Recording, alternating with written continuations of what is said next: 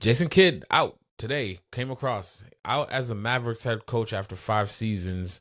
Bit of a shocker to me. Came out of nowhere, in my opinion. The Mavs season ended a long time ago, and they now decide to part ways with Kidd.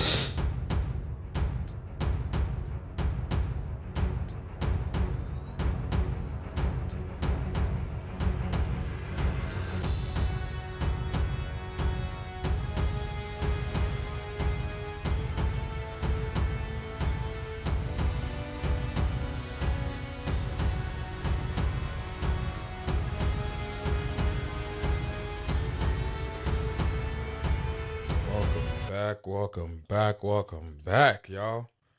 It's been a minute. It's been a long time coming. Oh, yeah. Welcome back, guys, to Please Excuse My Balls, brought to you by Dear Legacy Sports. It's your boy, Kevin B. the Brand, and this is episode 22, y'all. Man, you guys miss me? It's been about 3 or 4 weeks, so I don't know. It felt like a little something might have happened along the way in those 3 to 4 weeks. Or maybe nothing happened at all. I don't know. No side kid. We know a lot happened. And I do apologize for the little break that I took unexpectedly. But, life be lifing. And sometimes it just doesn't align. That don't mean I didn't have opinions on stuff. That don't mean that I wasn't paying attention. I just did not have the time to actually sit down with y'all and chat it up. I ain't gonna go back and rehash a whole bunch of stuff, but there are some stuff that we are gonna talk about today. The NFL draft happened, the NBA went from the play-in to now we're in conference championships. The PGA went from one major to another. That's crazy in itself. And yeah, I know. I hear y'all in the back already chirping. Yes, my Celtics are not in.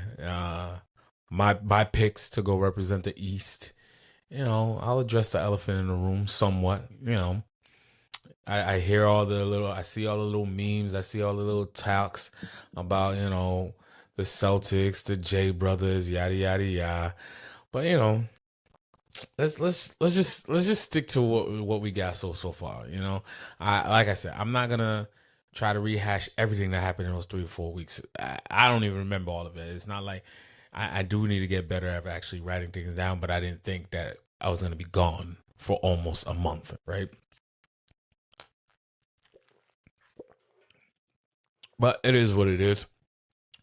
This is a game where we discuss some things. We might agree, we might not agree. In the end, just go debate yourself. I said what I said, just like you said what you said. I'm not gonna say I'll argue with you. I'll give you my point of view. You give me your point of view, and we might chat about it, or we might not. Where we gonna go here? Let's jump into the kickoffs. At this point, I don't even know what's kickoff worthy. It's been so long and so much that we needed to talk about and digest. I mean, the last time we talked, we was talking about Doc Rivers and the Bucks parting ways. We seen coaches get fired, join the unemployment line, and others are starting to get jobs currently, right? Who was arguing about who would be eligible for end of season awards, and now they've handed out awards. The NFL was looking for replacement referees, and the draft was just days away the last time I talked to you guys. My Red Sox was only 3 games below 500, and since then, they fired their coach. We had the star players going in and out on the injured reserve list, and now it's worse. They're 7 games behind 500. I think they're saying that 20 and 27 last in the AL East. So take with that as you may. Again, a lot has happened in the world of golf. Rory, when we last talked, was just winning the Masters. He was riding a high. That Live Golf Tour was seemed to be on the way out. That's still to be determined what will happen after this season. But we went from one major to the next major, and Aaron Rye wins it all at the Players Championship this past weekend, while the star players were struggling. Rory, the Rahms of the world. Even though Rahm, he came in second place, I believe he was. But still, a lot of those guys were struggling during the Players Championship. Bryson had probably one of his worst showings. And it opened up the door for Aaron Rai, who, while all was, a lot of the PGA Tour guys, they were complaining about the conditions, the way it was being scored, the pinhole locations, and all that. End of the day, they sounded like me on a regular weekend, just going out there. Like, who decides to put a pin right there on the back half of the hill that if you miss it, it's sliding all the way across? Sometimes it's not going to be easy. And this past weekend, it showed that even the professionals have issues with golf courses as well, right? So we went from that one PGA Tour and then from that one major with the Masters and got to this one. Congratulations to Aaron Rai on winning his first his first major championship. And the players got about like 4 weeks before they have to get ready and go play their next major at the U.S. Open. Let's see if some people could bounce back and have them a good weekend. And put their name in a contention to actually win it all. On the women's side of golf, you have Nelly Korda being a dominant Nelly Korda that she is. She's already got 3 wins on this young 12-week season so far. 3 out of the 12. That's a quarter of the matches so far. Her name is etched on those. And then you got 3 other players that's won twice on this young 12-week season. So, you go from the men's side being very, very anybody could win type situation, and then you come over to the women's side and it's being dominated by Nelly Korda and a few other people, right? In the world of hockey, when we last talked, the playoffs was just getting ready to start, and my Bruins was in this situation. And not that I never assumed that the Bruins was actually going to make a run to Lord Stanley's Cup. I'd be lying to you guys if I had said that, right? Anything could happen in the playoffs, but I didn't believe that. I think they had a pretty decent season. They played their way into the playoffs, and they was exited in the fashion that they were supposed to exit in, Now we're down to the Final Four in the NHL. And in the Final Four, we have the Carolina Hurricanes. They're facing off the Montreal Canadiens in the East. And out west, you got the Colorado Avalanche to face off against the Las Vegas Golden Knights out west. I feel as though the Las Vegas Golden Knights live in the Lord Stanley's Cup. I could be lying. Somebody correct me if I'm wrong, but I feel as though since inception, I think it was like bad for maybe 1 year and then never looked back since then, right? But congratulations to that organization for doing what they do and putting themselves in a situation where they could actually win another championship. They're 2 series away from doing that. Let's see. That's what. Let's jump into the King of Sports. We're gonna jump into the King of Sports and see what's been going on since we last had a conversation. Ooh, good take. Sorry, I'm watching the Cavs Knicks game right now. Just came from halftime, and the Cavaliers are up 50-46. So you'll see me glancing over at that game. We'll see. Well, how that one plays off. But let's get back to the show. Going over to the King of Sports, a couple headlines. Let's see what we got. The NFL approves 10 international games in 2027, and teams cannot protect the games. When I saw that, I was like, what the heck do they mean cannot protect the games? I guess they must submit games that they want from home. I don't know what that really means, but that's how it read when I saw the article or whatever. 10 international games, up from 8. Roger Goodell, his goal is to get it to 16 games internationally. There is an appetite for international games whenever these places that we go and have these games, even if it's like bad teams, you still see a good turnout when you're in Mexico, Germany, Ireland, all these places that they bring in the game to. It's only going to grow the game bigger than it already is. I don't see it having that type of global reach as the NBA right now, currently, as I said. Only because the NBA, it's easier to get that game going. You just need a ball and a hoop, as opposed to football. You need pads, you need coaching, you need all types of certain stuff, right? So we'll see how this goes. I think it's pretty cool. Unless your team is one of the international teams. I already saw that my Patriots is going to be playing in Dublin. No, they're going to be playing in Munich, Germany this season, and that game's going to be at 9 in the morning. So at least it's 9 and not 6 in the morning. So it's always interesting to see the people that come out to see these games, and they don't have no real ties to a certain team. So like they're just fans of football, which is pretty good. Speaking of fans of football, the fans of the Pittsburgh Steelers organization seen their quarterback come back. Aaron Rodgers and the Pittsburgh Steelers agreed to a 1-year deal, and he will be returning to the Steelers. I don't know what to take of this one. I think Aaron Rodgers still has something in the tank, but we all saw last season. I don't know what the Steelers are trying to do, to be completely honest. They're still relying on an elder quarterback, and they are not addressing situations that they need to address. My opinion, the Steelers are just, that team, that dude or that girl that's just in denial and think more than what it really is. I think that's the Pittsburgh Steelers. I think the Pittsburgh Steelers honestly believe that they're not in a rebuild mode. Like, you still need to go find your franchise quarterback. You're relying on now going to be a 42, 43-year-old quarterback to come in and ascend. I don't know. I didn't see the moves that justify an elder quarterback to be at the helms of things.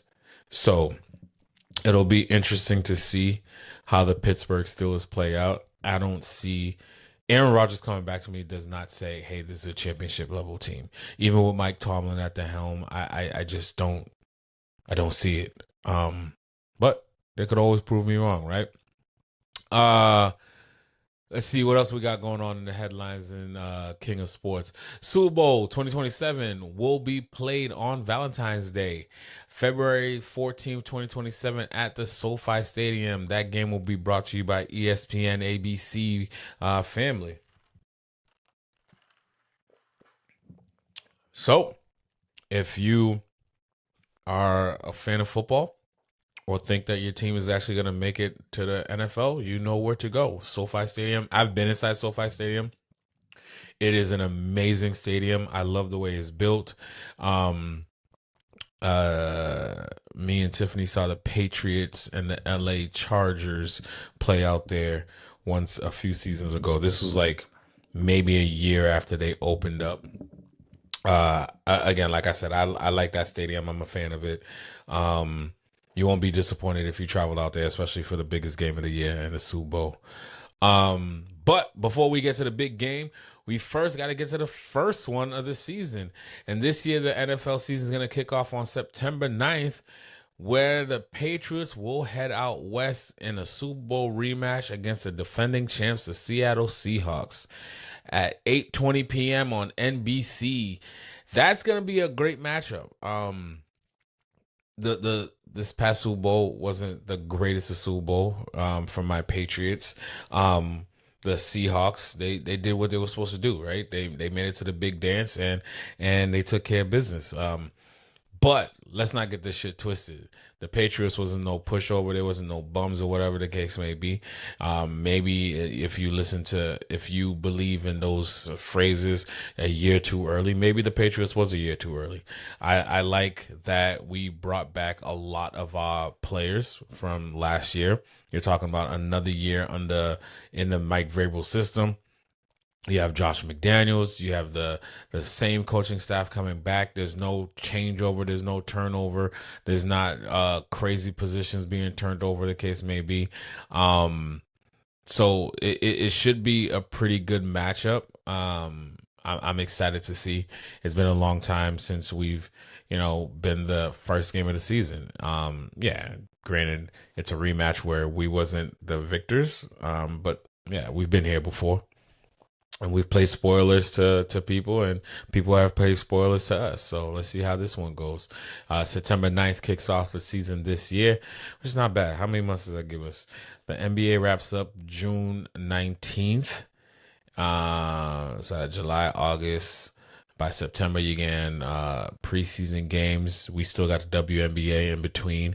So, guys, we're not going to be lacking anything. We'll have the PGA still going. We got the WNBA playing.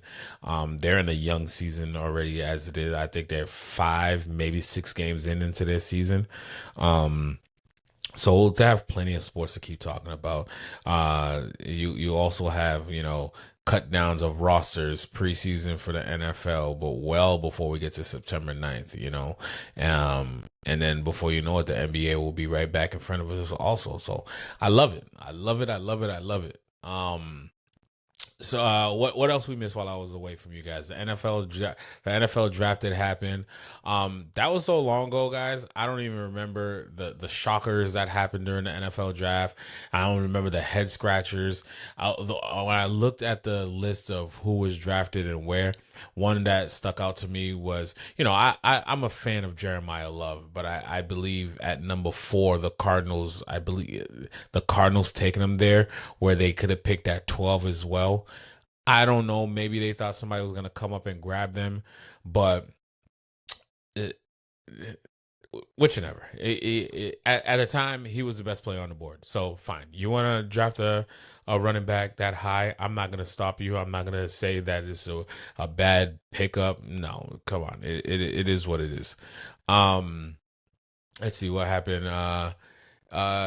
Only time will tell. Time is going to tell us who was able to pick up some good players that's going to develop into that unsung hero, that star from the 5th or the 6th round pick, 7th round pick, like a Julian Edelman, who's going to be the next one that comes out of the draft out of nowhere that becomes a Super Bowl MVP.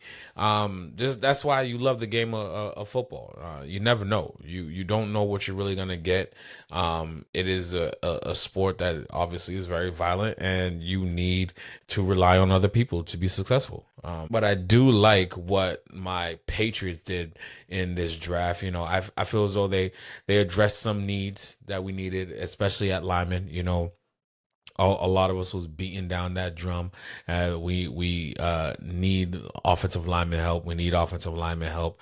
And they went out there and they got the best one that was on the board at the time. And the position, the way you see it is you could move Campbell in and put this other guy on the outside, or move Wilson to his true position at center. That way it's not as glaring on the left side of the offensive line. They've brought in some other players that could also help out in that situation. Man, Donovan out here playing with the Knicks right now. I thought it was a repeat. They replayed the same thing, but it wasn't. Donovan just picked Michael Bridges twice, back to back, leading to 4 points. The Cleveland up 59-51 right now. I also like that they addressed other needs that they had at edge rushing. We know that's another position where we wanted to get some help in. We had some guys leave during free agency, and we're still filling out the roster at the same time. So through the draft, the tight end, we picked up a tight end as well. We didn't go too big on wide receiver. Is still playing into this mindset that where we have some type of backroom deal with Philadelphia for AJ Brown. Or maybe it is this talk of bringing back a Stephon Diggs, who I think we still need help at the wide receiver room for sure. So let's see how that happens. Again, I like Vrabel's system that he runs. Josh McDaniels obviously is a genius in itself. The last game of the season, I wanted to see better out of my coaching staff, but I think Seattle just had a better game plan that day, and they executed it well. Can't be mad at that. Yeah. Like I said, we're still waiting on the AJ Brown. June is around the corner, and hopefully we get that shit taken care of. Stephon Diggs got all his legal issues cleared up. So, and he has stated that he wouldn't mind a return back to New England. He liked the locker room. He was a good presence in our locker room as well. The social media stuff and all that other all that other distractions. I don't even think Stephon Diggs was a real distraction this past off season. I think he was a good addition to that locker room. The guys bought into him. He was a good leader. Never was in the locker room issue that we knew of or heard of. He might have had his stuff off the field, but nobody's perfect. And obviously we've now see that, he cleared his legal battles and he wasn't a nuisance while he was here. So if we can bring him back on a good deal, after we complete this AJ Brown, trade, let's see what happens there. I would love to see a situation where you got Booty to one side, you got our tight ends on the inside, we got a good running game. Then you put AJ Brown on the outside and Stephon Diggs eating in the middle. Like, you can't beat that. And we got other wide receivers that could eat down the center as well. So I don't think the Patriots is going to have a bad season like most are looking for. It's going to be the toughest schedule. And I'm going to say the same thing like I said this past season. The schedule is schedule. You just got to play who's in front of you. And if it works in your favor, it works in your favor. Looking ahead at that schedule that we're talking about, we got 8 away games, 8 home games, and like I mentioned earlier, we got 1 international game that will be played in Munich, Germany. Then you got our bye week is week 11. That's not bad. Week 11, that means it's about like 7 or so games left by then. Right? No. Yes, there'll be about 7 games left over by then. 5 primetime games. I saw that on the schedule. 5 of those primetime games at 8 or on a Thursday night. It's that's very high for the Patriots. Yes, you made a Super Bowl run. We're not the defending champs. 5. It's crazy. I didn't even look to see how many primetime games the Seattle Seahawks have. Let's see. Well, you got the season opener, obviously. That's 1, 2 against the Broncos, 3 against the Chiefs, 4 against the Bears. Holy mother of God. It's like back to back. 5, 1 against the Cowboys. 6, 1 against the Rams. Oh, they got 6.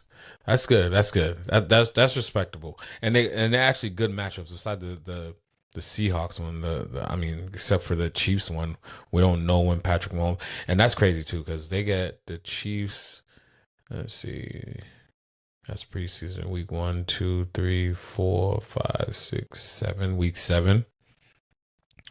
That's actually not a bad time frame. Depending on where Mahomes comes back, that could be a crucial game. Because we play the Chiefs as well, but we play them later in the season. It's like almost like week 9 or 10 or something like that. But at quick glance, guys, I'm not gonna hold you. It is a tough schedule. I'm not going to sit here and try to act like, oh, no, it's not a hard schedule. You play who's in front of you. Yes, I get you play who's in front of you. But you're talking about majority of the teams outside of those that are in our division. We essentially play a bunch of playoff teams. Let me run through this for you guys real quick. Let's see. So preseason we got the Colts, the Eagles, and the Browns. To kick off the regular season, we have the Seahawks. Like I said, we're on the road, and then we come home to do our home opener the following week against the Steelers. Seahawks Super Bowl, Steelers playoffs. Then we got the Jaguars playoffs. The Bills playoffs, the Raiders. We what are they gonna do over there with Mendoza? It should be a down year for them, but what people consider to be a down year could end up being sometimes like a steal season. Um, then you got the Jets, you got the Bears playoff, you got the Dolphins, you got the Packers playoff, you got the Lions. Missed the playoffs, but that's a playoff caliber team who's now hungry and pissed the fuck off. So yeah, Chargers playoffs, Bills playoffs, Vikings. They do this roller coaster ride, but as long as you got Justin Jefferson, there's can't rule that team out. Then you got the Chiefs this late in that season. It's a primetime game. Mahomes should be back and at least a couple games under his belt by then. Then you got the Jets. Then you got the Broncos, who's going to be pissed off with us. And then you close out the season with the Dolphins. So me looking at that, Ross is not complete. I haven't really dug deep into who's on what and what will final free agencies look like. We're still waiting for a big name to come on our team with the AJ Brown situation. But with that being said, I still have an 11-game win season. Last year I had them at 12-13. Everybody thought I was crazy. We ended up with 14. 11 games. That's plus or minus maybe 2. I hope it's on the more on the even or the plus side, not the minus. Minus will put us at a 9-game win season. That won't be enough in the to get into the playoffs, to be completely honest, unless you're 9-8 during and win the division, which I don't see happen because we have Buffalo in our division and they're going to be a double-digit win team themselves. So that's what I got at quick glance for the Patriots. I do also think that they're primed and in line to win the AFC East again this year. It's not going to be easy. I think Josh Allen is going to do everything in his power to win that division. I think he's going to do everything in his power to make a Super Bowl run, after getting rid of your head coach, after players moving around. He has to be the Superman that everybody keeps wanting him to be. He's going to have to be that dude for his team in order to make it to that next level, because the organization said it was Sean McDermott, you're the issue, we're going a different direction. I like Sean McDermott. I don't think him or Josh Allen has been the reasons of them not making it across the hump. I mean, you play it's how Peyton Manning was when he was playing. You just happen to play in a wrong era. At least Peyton Manning, all he had to worry about was Tom Brady. Maybe Drew Brees on the earlier years of these runs. But you're Josh Allen. You got Patrick Mahomes in your way. You have Lamar Jackson. You have some of these other quarterbacks that any given day can be the ones to knock you out. And it just so happened like you had a handle of the division for about 4 or 5 years and you never was able to cash that in. And now you have the New England Patriots on a rise again. So we'll see what happens. Damn, I said Cleveland ball? That's crazy. Cleveland's up right now, guys. 78-59, 11-point games, 4 minutes left in the third quarter. Spiders taking a quick break. I'm liking it. There's a lot of intensity and hustle right here inside the Garden. So all my New York people are real quiet right now. But anyways, I digress. Let's get back to the show. But the Patriots, I think, will need to. I would like them to finish with the AFC East title in order to ensure that they'll be hosting a round in the playoffs. I'll be hard pressed to see this team go from 3 wins to 14 wins and back to single digit wins, even though a 9-win season is respectable and could potentially get you into the playoffs. But getting into the playoffs is one thing, but seeding is going to matter. Are you hosting a game or are you on the road? Not saying that you can't win on the road, but it ain't gonna be as easy as we had it last season. That's for sure. I'm not gonna sit here and try to act delusional like Cowboys fans. I just don't. I for sure don't see the Patriots missing the playoffs this season. If I do, I mean, the Celtics let me down and made me look crazy as hell, blowing a 3-1. Oh my God, we'll talk about that in a second. Like I said, another year in Vrabel's system, controversies and all, whatever the case may be, however you feel about those situations, we still have players moving around. There's still good players that are out there as free agents and that you could potentially bring in for team-friendly deals that will make impact on your team because they're trying to make sure that they get that next long-term contract.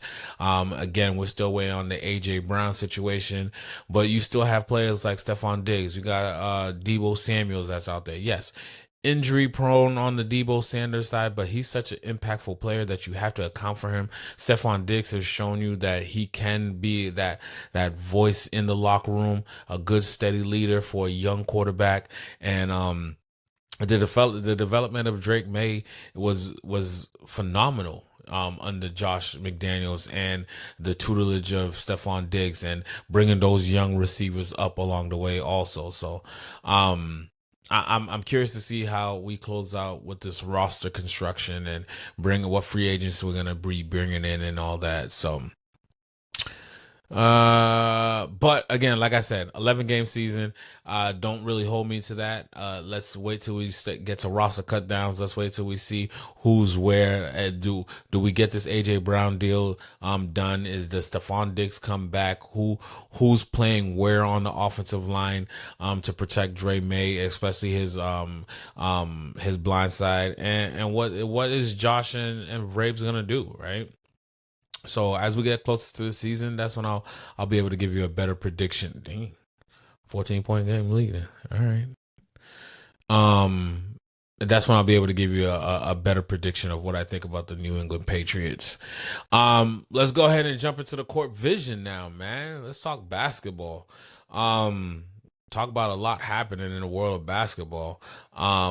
In court vision, the WNBA was the last thing we was talking about, and the big deals that they was making, and was getting ready to close out the play-in tournament. I was picking Boston OKC for the NBA Finals. Clearly, I was wrong. I'll admit it. I don't have no problem admitting and saying when I'm wrong. I was wrong. Obviously, Boston didn't even make it out of the first round. But I was wrong in my pick. But I still stand by it all. I think the Boston Celtics, with the Jason Tatum returning, the way they was playing, I don't see how you don't make it back to the NBA Finals. And the only team that I would have thought that you would have had issues with was going to be the New York Knicks because of the size in the middle with what I'm watching. You got Hart being a terror. You got Michael Bridges. But at the same time, you have enough where you can overcome last year's loss to the Knicks, but going into this playoffs, and again, I wasn't gonna plan to talk about this right now, but let's talk about it.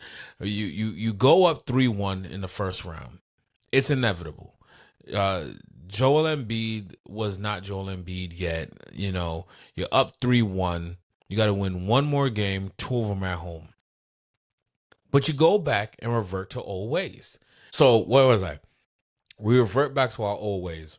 I think the Celtics sometimes play with a sense of arrogance. And sometimes arrogant is good, right? You're him. We got a bunch of hims on our team. But we go into our own ways where we feel as though like the next 3 is going to win the entire game for us. You know what I mean? We did that when we was playing against the Knicks last year. When you blow 2 20-point leads back to back at home. Then you go up 3-1 on Philadelphia. You take all hope and pride. You saw Joel's face when he was walking off that court. Tyrese Maxey's face when they was walking off that court. And then you gave him life. You gave them life. Even if they came back, out of desperation, they win game 5. Fine.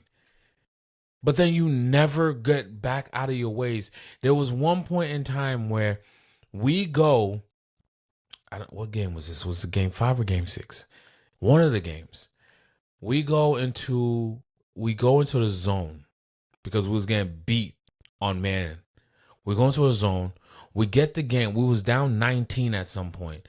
We get the game within 1 point. And we go back to playing man coverage. And then we just start throwing up the threes all over the place. Next thing you know, we're losing the game by like 10, 15 points. I don't understand. Why is it that? And not for nothing, some of this I put at Joe's feet as well. As good of a coach Joe Mazzulla is, and he knows how to press the right buttons to his players and all that other good jazz. It's one, why did we leave the zone? Because Philly could not figure it out. We was gonna take that game. Series over, 4-2 or 4-1, whatever the heck it was. Series is done. You're on to the second round, and you're facing the Knicks. Do I think you get past the Knicks? I think the Knicks was that one team that I did not want to be facing. They started clicking at the right time. This was the playoff Knicks that we seeing right now is the Knicks team that I've been saying was going to be here all season long. And they just, yes, they still finished in the 3rd seed, but it was such a roller coaster ride with them that I had them coming into my preseason pick as the favorite to win the East, you know? But yeah, and we blow the 3-1 lead. It's just so baffling to me that how we could sit there and just, Nick Nurse, give credit where credit is due. He outcoached us on that one. He definitely did. He made sure that there was feeding Joel Embiid early. The moment you would try to sneak in that little double team, we're kicking it out. And then Tyrese Maxey is blown right by you. And it's a whole bunch of stuff that was just, I don't want to harp on it for too long. I am one of those people that believe this was a great season. The media and everybody left us for dead. This was supposed to be a gap year, and we fought our way, we clawed our way, and got all the way to the number 2 seed. We didn't even start the season right. Remember, we was 0-3, and the sky was falling. Trade everybody. That's what was going on in the world. But they stuck with it. They played Celtic ball, and they got the number 2 seed, and it was in contention for the number 1 seed. Right? It's just 2 years in a row now, we watched the Celtics melt down in a way, and where it was, they didn't have to. And I think that's the part that frustrates a lot of people, that you could have won this situation, and instead you choose to stay in your own way. In any event, let's see where we at, because I wasn't supposed to be talking about that early, so I went on that quick little rant, so we won't have to do that later. Yes, I was admitting that I was wrong for sure. I still stand by it. We could jump to everything in the playoffs in a second. That's what I want to talk about. The draft order came out. Washington was rewarded for playing bad basketball, and Indiana, who unfortunately lost their star player, wasn't really trying to tank per se, even though they started making trades towards the end. They get screwed. No other way to say around it. They lose their pick, and yeah, Washington ends up with the number 1 pick. So, according to everybody, it will be AJ Dubnska going to Washington to pair up with Trae Young, and there's a crew out there. There really is a crew in Washington that you might be able to make something work. It shouldn't be another bad picking number 1 team, but we'll see. Here's the draft order for this upcoming draft. Lottery picks through 20. You have Washington picking at number 1, Utah at number 2, Memphis 3, Chicago 4, Clippers 5, Nets at 6, Kings at 7, Hawks at 8, Mavericks at 9, Bucks at 10, and the Warriors round out the 11th pick. The Thunder, the team that keeps getting rich, they end up with the 12th pick of the draft, followed by the Heat at 13, the Hornets at 14, the Bulls pick at 15, the Grizzlies at 16, and then, surprise, surprise, OKC has the 17th pick, and the Hornets have the 18th pick, the Raptors at 19th, and the Spurs round off the top 20 picks. The Celtics get the 27th pick of this year's draft. That's the only pick that I saw that we have in this draft. There's, talk about, when I opened it up, I said, Washington gets rewarded for playing bad basketball. Listen, tell me you're tanking without telling me you're tanking. That's what Washington and a few of these other teams were doing to position themselves to get a high draft pick. In this year's class, I don't think you're going to lose. I think there's plenty of players to go around that could be impactful players. Look at what Knuppel did this year, where he battled Coop for the Rookie of the Year, right? You never know who's going to have that breakout system, that breakout season. Coaching matters, players matters, and what you're asking from that player to do is going to matter as well. But Adam Silver and crew has been, pushing out ways on how they think that they're going to try to eliminate or combat these tanking situations that we got going on. I'm all for it. It'll be hard to actually make work, but the easiest solution is after the break, make winning matter. You want to get a high pick? You guys are going to go into this pool right here that obviously you're not going to be playing for contention for the playoffs, but you're playing for picks. And if your record from there is going to dictate who ends up with what picks. I don't like this lottery stuff, ping pong balls and all that stuff. Make winning matter. The first half of the season and those that are in playoff contention, let them keep riding. That bottom half of those guys that was going to be in a lottery anyways, now make them compete for something, not for the worst record. Your record then from the All-Star break on, the person with the best record is going to end up with the first pick. The person with the next best record, second pick, and you go so on, and that's how you get your lottery picks, and then everybody else falls into that situation. I think that's the only fair way to do it. It's fair, it's equitable, and there's no tanking. When you tell teams if they're bad, they get a better chance at the lottery, and that's how they'll win. They're gonna just keep continuing to be bad. That's not good for the brand. It's not good for the product. Moving on to award season. SGA wins the MVP for the second year in a row. Joker was right behind him with I think SGA got 83 of the first place votes. Joker got about like 15 or so, and I think it said Wemby got 5 first place votes. I don't remember the exact numbers, but I believe it was 83, 5, and the rest went to Joker. Most Improved Player award goes to Nickeil Alexander-Walker. Sixth man of the year goes to Keldon Johnson. Defensive Player of the Year went to Wemby. Rookie of the Year went to Cooper Flagg. Clutch Player of the Year went to SGA. They have not yet announced the Coach of the Year award. Executive of the Year came home to Brad Stevens. Sportsmanship Award came home to Derek White. And we're still awaiting all NBA and defensive team lists and the Social Justice Award. In other quick news around court vision, Jason Kidd out today, came across out as the Mavericks head coach after 5 seasons. Bit of a shocker to me. Came out of nowhere, in my opinion. The Mavs season ended a long time ago, and they now decide to part ways with Kidd. I think kid would have been good for the development of Cooper Flag and that young team out there, but they have other plans in mind. Who am I to say what they're gonna do with their team? Let's see what else we got. Rickea Jackson. This one sucks, guys. Just got to Chicago, playing very well, and is out for the season with a torn ACL.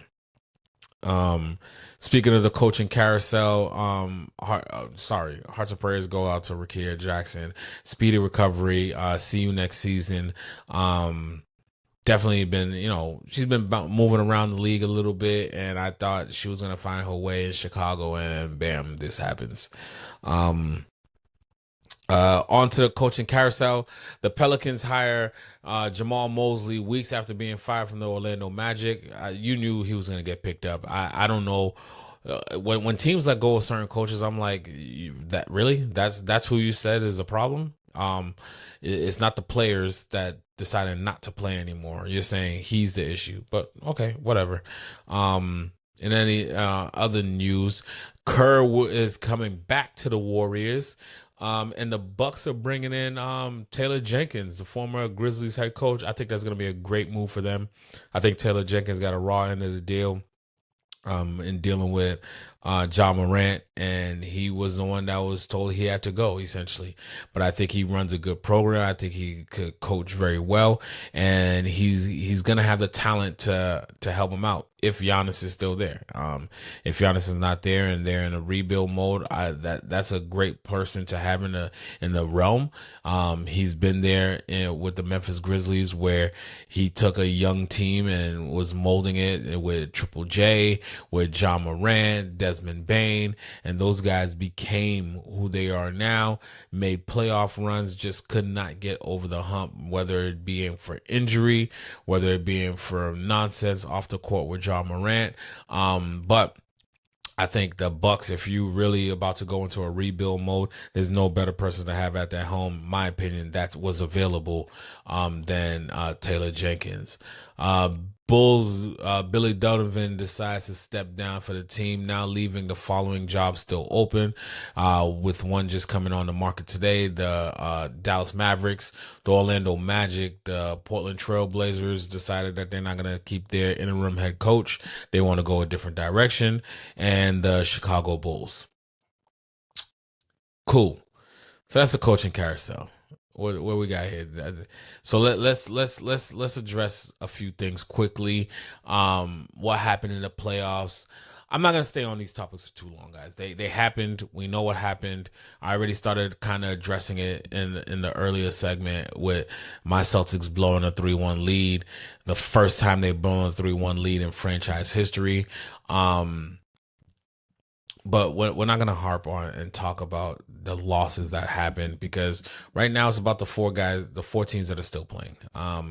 But since we haven't talked with each other, let's just run through some of these things real quick.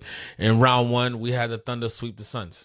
I never like to say people are gonna sweep teams, but let's be completely honest. The Thunder head and shoulders above the Suns. The Suns barely made it into the playoffs as it is.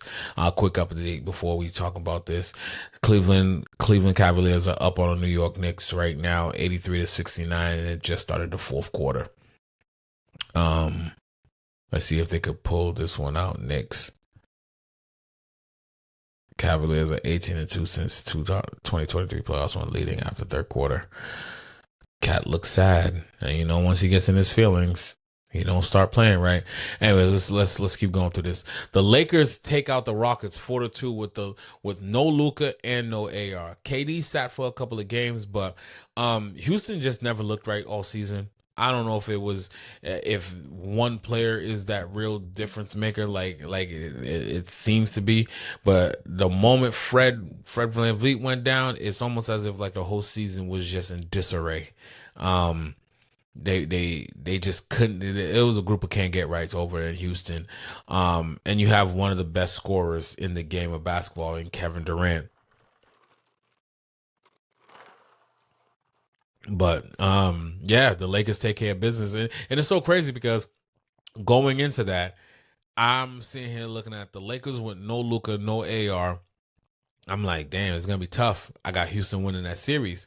Then they say that KD's out, and I'm like, all right, well, now I think it's even playing field because LeBron James with the cast, I think can go take a game or two, and then if you could possibly get back Luka or AR, if not both, hell, get back AR, which they did, helped them drastically, right? So they go out and take out the Rockets. And now the Rockets are out there trying to figure out things, right? Then you got the Timberwolves. They go ahead and beat the Nuggets 4-2.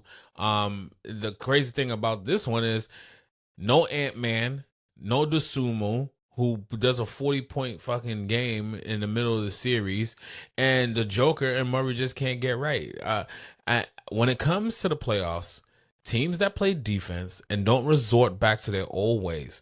Yes, scoring is at a premium. We love our 3-point shots. We love the crossovers. We love the ISO ball. But when you're playing a team, when all you have to focus on is just that one team, and you start looking at defensive set, how you gonna put what Scalabrine likes to say, pigeon hunting, go find that one matchup that you could just keep exploiting for 10, 15 points. That's what wins playoff basketball. Defense, exploiting, good coaching, players doing what the coach asked them to do. When it came down to the Celtics versus the Philadelphia, you're looking at one team that did exactly what their coach told them to do in the Philadelphia 76ers to the T, whereas the Celtics, they would do it for about 7 minutes and then go back to their old ways. And you're not going to win that way. 2 years in a row now, we have been knocked out of the playoffs because we refuse to get out of our own way. Anyways, the Spurs go ahead and give a gentleman's sweep to the Trailblazers of 4-1. And then the Pistons, who go down 3-1, they force a Game 7 and win their series, coming back from a 3-1 deficit to move on into the next round. And in a game of back and forth matchup, the Cavs outlast the Raptors in 7 games. I think the Raptors did put up a good fight. But I also think Cleveland also gave them a couple of games where they should have won. Cleveland is one of those teams like the Knicks, which is why this series is going to be very interesting to me. They're up and down. But I think the Cavs have enough star power. And for me, like I've been saying before, the Harden trade I liked, but the trade I liked the most was getting Dennis Schroeder, who just grabs the steal as I'm talking about them. Dennis Schroeder and what's my man's name that came in on that deal also? Jesus, I'm drawing a blank. But it was those two players that I feel as though was going to be the difference makers for the Cleveland Cavaliers going into the playoff run. And it came out to fruition. Let's see what they do in this round. You can never count out Big Body Brunson.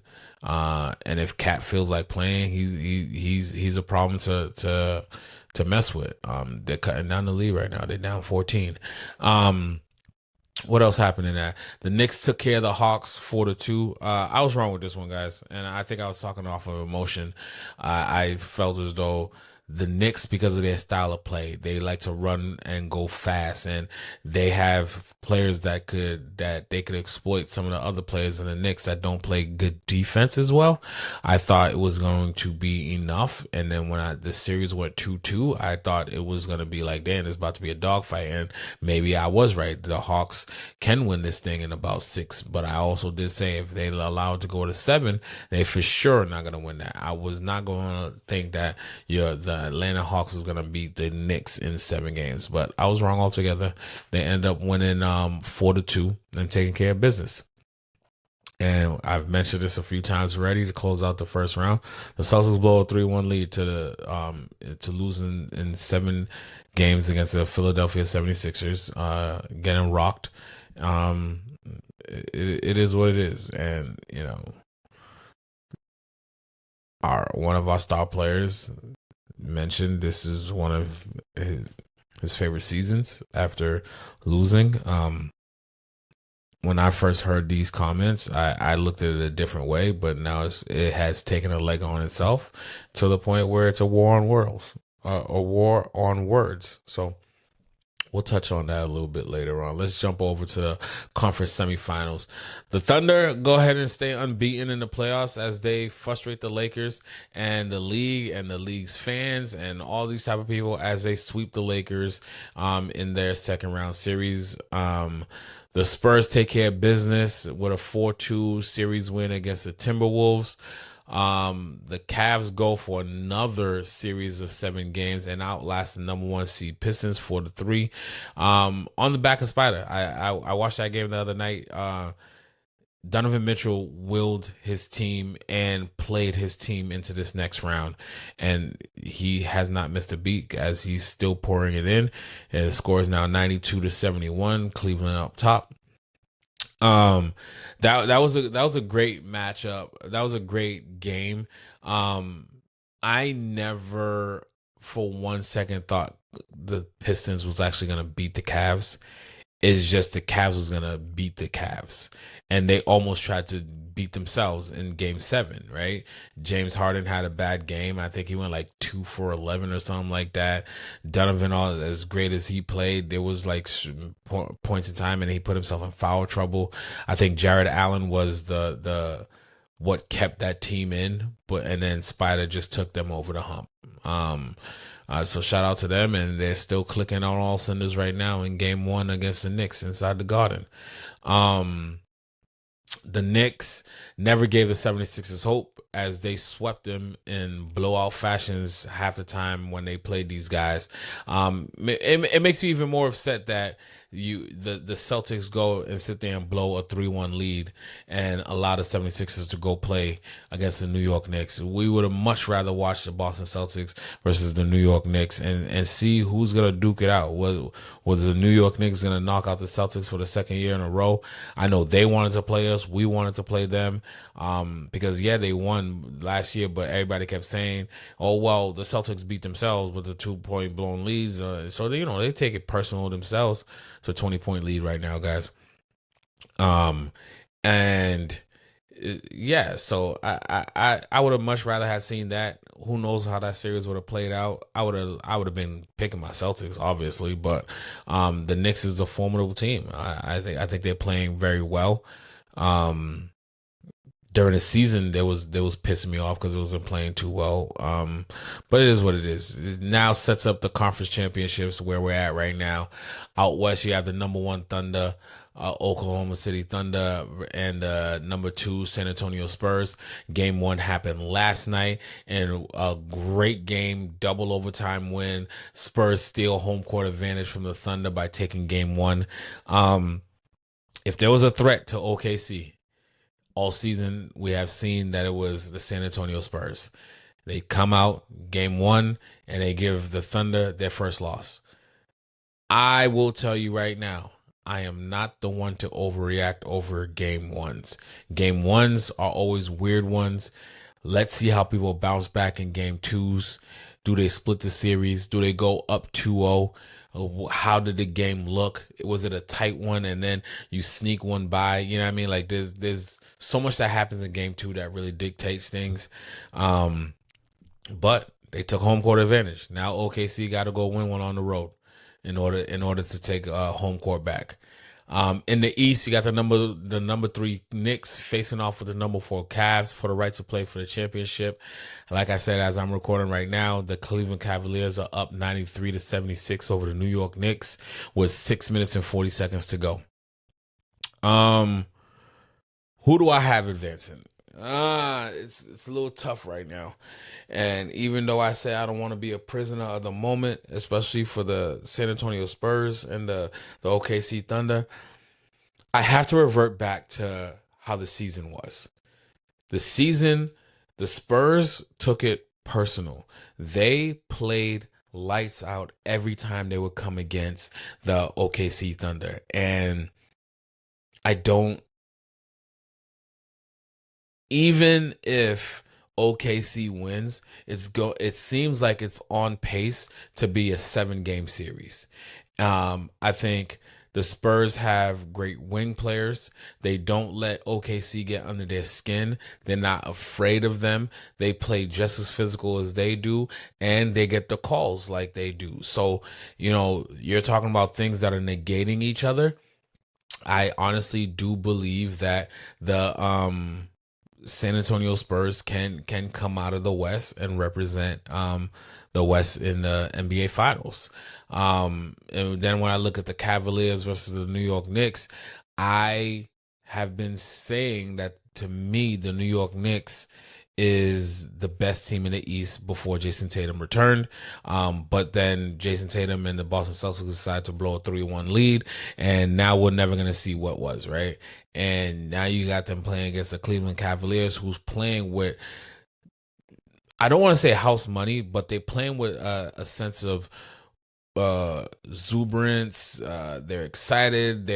They know who they are. And Donovan Mitchell, I watched in that game 7 the other night. I feel as though the Cleveland Cavaliers became a massive threat to every team in the NBA that's not called the San Antonio Spurs, led by by Wemby. And the reason why I say that, I think Donovan Mitchell has been hearing his whole career how he can't make it. He's never made it out of the second round, But now you cross into that hump, but he's not going to end there. He wants to play in the NBA Finals. And I think he does have an actual legitimate chance to play in the NBA Finals. With that being said, I do have the San Antonio Spurs coming out of the West to face the New York Knicks in the East. I'm not going to overreact to this game 1. I still think, as much as I like this Cleveland Cavaliers roster, I just, in order for the Cleveland Cavaliers to win this game, they're going to need more than just Spider to be Spider. They're going to need something out of James Harden. They're going to need something out of either Mobley or Jared Allen. I think, like, if each of those guys give them one game, that's how they win the series. But if one falters and doesn't give you that breakout game, and you need Spider to pick up and grab 2 games, I just don't think, with the defensive mindset that the New York Knicks have, and they could keep throwing these big bodies like Anunoby and Josh Hart and McBride. They have a bunch of defensive players that they could just keep throwing at Spider. That's gonna get him tired out, especially if James is not going, if the threes are not falling.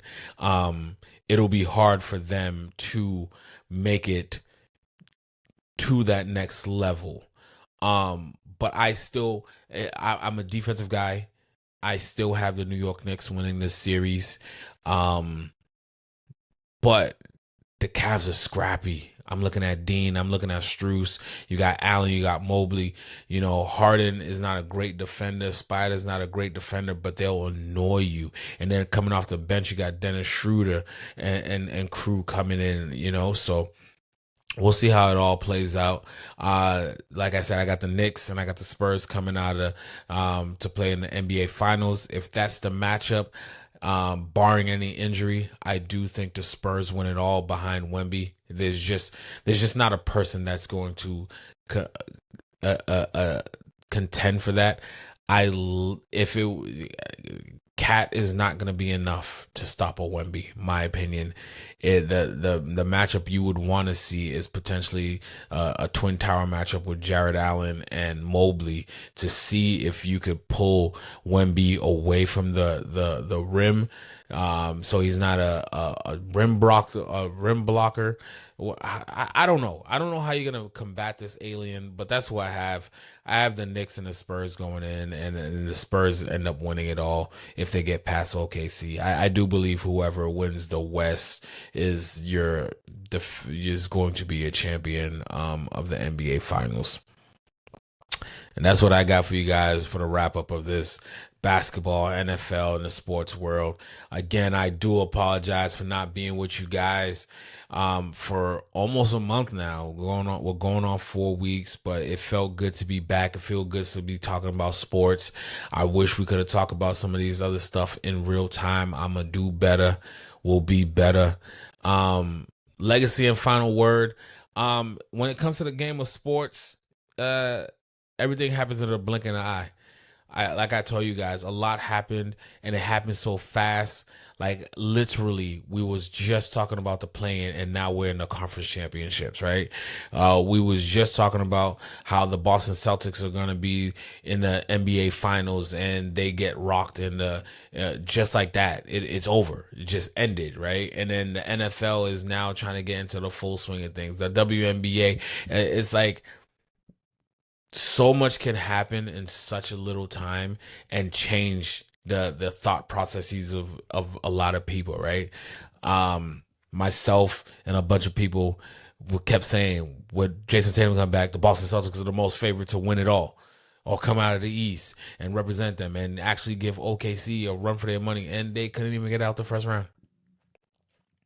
That's when all opinions start to take flight.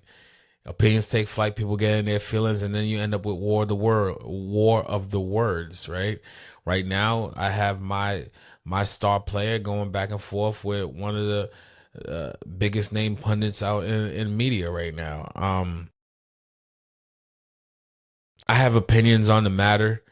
I'm really not going to touch that one. I think this is two grown men that just need one needs to come to the other's platform and talk it out. My guy, why am I blanking? Jay. My guy Jay said it best. JB or Stephen A, one of y'all come to the other show. Talk it out. Figure out what the problem is. And ain't nobody say y'all gotta like each other. Ain't nobody say y'all gotta be friends. But going the back and forth and the delays in between days is like doubling down this, doubling that, the threats and that. Two grown men. Let's figure this out, man. And to close out, where do we go from here, man? Friday, June 19th, the NBA season wraps up. Thank God that we have the WNBA. Thank God we have golf. And around the corner, we're going to have the NFL, man. So right now, we're just trying to figure out if we're going to have a repeat champ in the NBA, or if we're going to have a new champ for the 8th year in a row, I believe it'll be. But we'll see. In the last few minutes that we was talking to each other, the Knicks made a comeback. They're down 10 now, down 8 now. Brunson just put a bucket in.